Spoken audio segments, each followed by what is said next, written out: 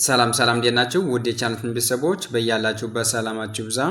ዛሬ ደግሞ ይዤላችሁ የመጣሁት ሶስተኛ ድምጾችና ስድስተኛ ድምጾችን ነው ማለት ነው። ሶስተኛ ድምጾችና ስድስተኛ ድምጾች ተመሳሳይ ለሚመስላችሁ ተማሪዎች ይህ ለእናንተ ነው።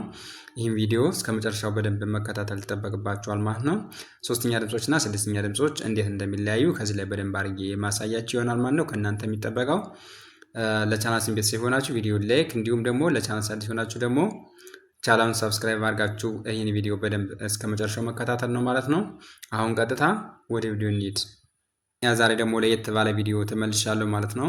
ሶስተኛ ድምጾችና ስድስተኛ ድምጾች ለሚታተባቸው ተማሪዎች ዛሬ ከዚህ ላይ በደንብ አድርጌ የማሳያችሁ ይሆናል ማለት ነው። ከእናንተ የሚጠበቀው ከኔ ጋር እስከ መጨረሻው መቆየት ነው ማለት ነው። አሁን ሶስተኛ ድምጾችና ስድስተኛ ድምጾች እንዴት እንደሚለያዩ በደንብ አድርጌ አሳያችኋለሁ። በመጀመሪያ የሶስተኛ ድምጾችን አነብና ከዛ ደግሞ ስድስተኛ ድምጾችን አነብላችኋለሁ ማለት ነው። እናንተም አብራችሁ ከኔ ጋር እያነበባችሁ እንዲሁም ቪዲዮን እያቆማችሁ እየጻፋችሁ እስከ መጨረሻው መከታተል ይጠበቅባችኋል ማለት ነው። ከዛሬ ቀን ጀምሮ የሶስተኛ ድምጾችና ስድስተኛ ድምጾች ተመሳሳይ ለሚመስሉባችሁ ተማሪዎች ያበቃለታል ማለት ነው። ምክንያቱም ይህን ቪዲዮ እስከ መጨረሻው በደንብ ከተከታተላችሁ ከዚህ ላይ መፍትሄ ታገኛላችሁ ማለት ነው። አሁን እያነበብኩላችሁ ሄዳለሁ፣ ተከታተሉ። በመጀመሪያ ድምጻቸውን ልንገራችሁ። ሶስተኛ ድምጾች ምን አይነት ድምጽ ነው ያላቸው? ኤ ሚል ድምጽ ነው ያላቸው። ረዘም ያለ ድምጽ ይኖራቸዋል። ስናነብም ወደ ውጭ ነው የምናነባቸው ማለት ነው። ኤ ሚል ድምጽ ነው የሚኖራቸው። ስድስተኛ ድምጾች ደግሞ እ ሚል ድምጽ ነው ያላቸው ማለት ነው። ወደ ውስጥ ነው እንደዚህ የምናነባቸው ማለት ነው። ወደ ውስጥ ነው የምናነባቸው። ስድስተኛ ድምጾች አንዳንዴ ከቃላት ላይ ሲገቡ የሌሉ መስሎ የሚታዩበት አለ ማለት ነው። ምክንያቱም ከዚህ ቃል ውስጥ ፊደል ሌላ ፊደል የለም ብለን እንደምናስባቸው ድምጻቸው በጣም ዝቅተኛ ድምጽ ይሆናል ማለት ነው። በጣም ትንሽዬ ነካ አድርገን እናነባቸዋለን። ስፔሻሊ በቃል ማዕከል ላይ እና መጨረሻ ላይ ሲመጡ ማለት ነው። በቃል ማዕከል ላይ እና መጨረሻ ላይ ሲመጡ ድምጻቸው በጣም ደካማ ትንሽ ይሆናል ማለት ነው። ትንሽዬ ነው የምናነባቸው ማለት ነው። እነዚህ ስድስተኛ ድምጾች ናቸው። ሶስተኛ ድምጾች ደግሞ ድምጻቸው ጎላ ተብሎ ይነበባል ማለት ነው። ረዘም ነው የሚለው ድምጻቸው፣ እሱም ጎላ ተብሎ ይነበባል ማለት ነው። ስለዚህ ከዚህ ላይ በደንብ አድርጋችሁ መገንዘብ ይጠበቅባችኋል። በቃላት ላይ ከመሄዳችሁ በፊት እንዲሁም ደግሞ የሆነ ቪዲዮ ወይም የሆነ ፊደል ከማንበባችሁ በፊት በመጀመሪያ መምህሩ የሚያነብላችሁን በትክክል ማዳመጥ ይጠበቅባችኋል ማለት ነው። ካዳመጣችሁ በኋላ ደግሞ በተግባር ታዩታላችሁ ማለት ነው። እያነበባችሁ እናንተ በራሳችሁ ጎሮሮ እያነበባችሁ መለማመድ ትችላላችሁ። በራሳችሁ ድምጽ እያነበባችሁ መለማመድ ትችላላችሁ ማለት ነው። በመጀመሪያ ግን በደንብ አድርጋችሁ ማዳመጥ ለእናንተ በጣም ከፍተኛ ኃይል ይኖረዋል ማለት ነው። ስለዚህ እነዚህኞች ኢ ሚል ድምጽ ነው የሚኖራቸው፣ እነዚህ ደግሞ እ ሚል ድምጽ ይኖራቸዋል ማለት ነው። የተለያዩ መሆናቸውን መገንዘብ ይጠበቅባቸዋል። እስኪ አሁን እያነበብኩላችሁ እሄዳለሁ፣ ተከታተሉኝ።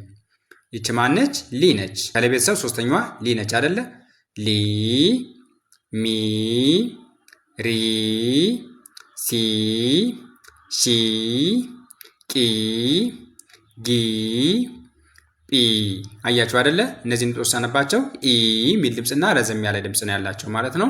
ስድስተኛ ድምጾችን ደግሞ ሳነባቸው ምን አይነት ድምጽ እንዳላቸው ከዚህ ላይ በደንብ ማወቅና መገንዘብ ትችላላችሁ ማለት ነው። ል ም ር ስ ሽ ቅ ግ ጵ።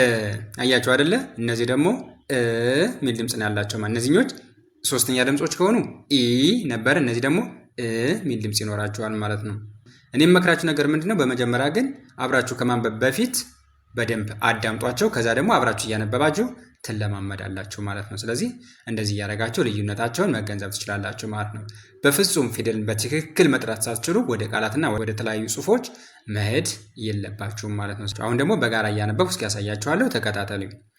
ሊ ል ሚ ም ሪ ር ሲ ስ ሺ ሽ ቂ ቅ ጊ ግ ጲ ጵ።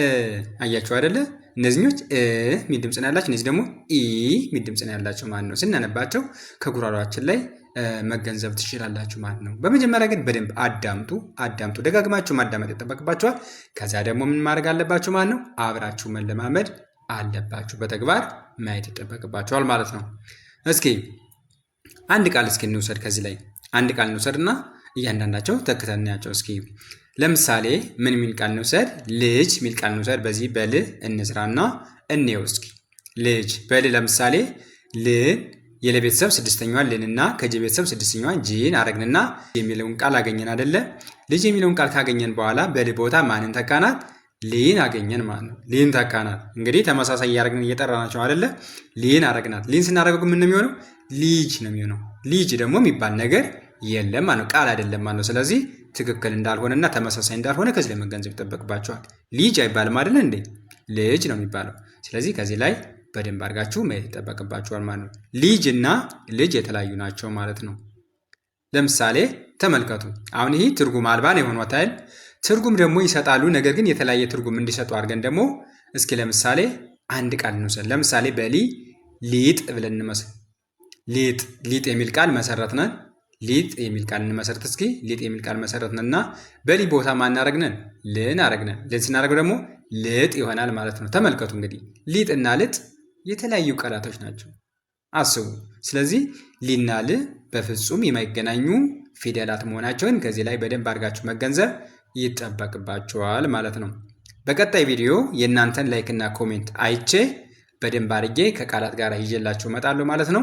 ከእናንተ የሚጠበቀው በላይክና በኮሜንት እኔን ማበረታታት ይሆናል ማለት ነው። ኦኬ፣ እስኪ ወደ ቀጣዮች እንሄድ። እች ማነች? ቢ ከበቤተሰብ ሶስተኛው አይደለ? ቢ ቢ ቲ ቲ ኒ ኒ ኪ ጢ ጺ። በጣም አሪፍ።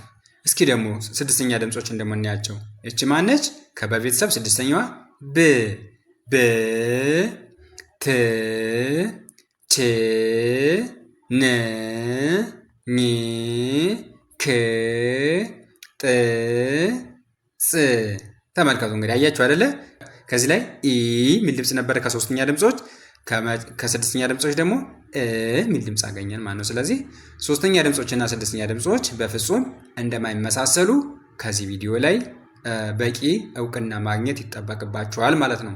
እስኪ ደግሞ ይህንን በአንድ ላይ አድርጌ ላንብብላችሁ ነው። ሶስተኛ ድምጾችና ስድስተኛ ድምጾችን በአንድ እያደረጉ ላንብብላችሁ ማለት ነው። ቢ ብ ቲ ት ቺ ች ኒ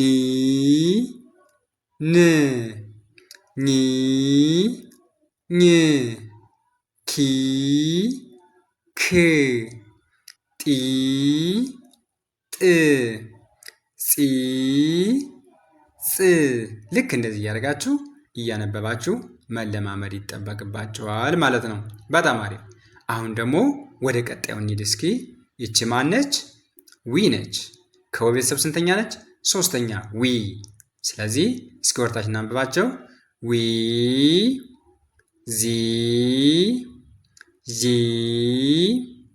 ይ ዲ ጂ ፊ። በጣም አሪፍ። አሁን ደግሞ ስንተኛ ድምጾች እናነባለን ማለት ነው? ስድስተኛ ድምጾችን። ወ ይቻውን ከወ ቤተሰብ ስንተኛ ነች? ስድስተኛ ድምጽ ናት ማለት ነው።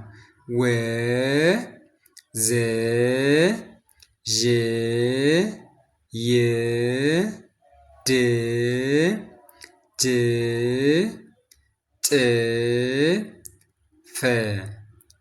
አሁን ደግሞ በጋራ እያደረግን እስኪ እናንብባቸው። ተከታተሉኝ እስኪ። ዊ ው ዚ ዝ ዢ ዥ ይ ይ ዲ ድ ጂ ጅ ጪ ጭ ፊ ፍ። ልክ እንደዚህ እያደረጋችሁ እያነበባችሁ መለማመድ ይጠበቅባችኋል ማለት ነው። ከዚህ ቪዲዮ በኋላ ብዙ ልጆች ራሳችሁን እንደምታሻሽሉ በጣም እርግጠኛ ሆኜ ነው የምነግራችሁ። በደንብ አድርጋችሁ አሁንም ደግሜ የምነግራችሁ ነገር ቢኖር በመጀመሪያ ማዳመጥ ይቀድማል። አዳምጡ። በደንብ አድርጋችሁ ምን ተብሎ እንደሚጠራ አዳምጡ። ደጋግማችሁ አዳምጡ። በአንድ ላይ ሊሆን ይችላል። 2-3 አዳምጡ። ካዳመጣችሁ በኋላ ደግሞ በተግባር ማየት ማለት ነው። እያነበባችሁ እናንተ በተግባር ማየት ይጠበቅባችኋል ማለት ነው። ይህን ይመስላል። እናንተ ደግሞ እኔን ለማበረታታት በኮሜንት እና በላይክ በደንብ አድርጋችሁ ታሳዩኛላችሁ ማለት ነው። ከዚህ ቪዲዮ በኋላ እስኪ ስንቶቻችሁ ናቸው ራሳችሁን ያሻሻላችሁ? ይህ ቪዲዮስ የጠቀማችሁ ስንቶቻችሁ ናቸው? በኮሜንት አሳውቁኝ። ዛሬ ይዤላችሁ የመጣው ቪዲዮ ይህን ይመስላል። ቀጣይ ደግሞ ከቃላት ጋር እያገናዘቡ የማሳያቸው ይሆናል ማለት ነው። በቃላት ጋር እያንዳንዳቸውን ቃላት እየመሰረቱ በቃላት በደንብ አድርጌ የማሳያቸው ይሆናል ማለት ነው። ይህን ቪዲዮ ከወደዳችሁት ቪዲዮውን ላይክ፣ ሼር እና ሰብስክራይብ ማድረጋችሁ እንዳትረሱ። እንዲሁም ደግሞ ኦንላይን መማር ለምትፈልጉ ታች ላይ በማስቀምጥላችሁ ስልክ ቁጥር በ09 18 03 46 85 ላይ በኢሞ በቴሌግራም እና በዋትሳፕ በመደወል ትምህርታችሁን መከታተል ትችላላችሁ። ዛሬ ይዤላችሁ የመጣው ቪዲዮ ይህን ይመስላል። ቀጣይ ደግሞ በሌሎች ቪዲዮ እስከምንገናኝ መልካም ጊዜ፣ ቸርን ሰንብት።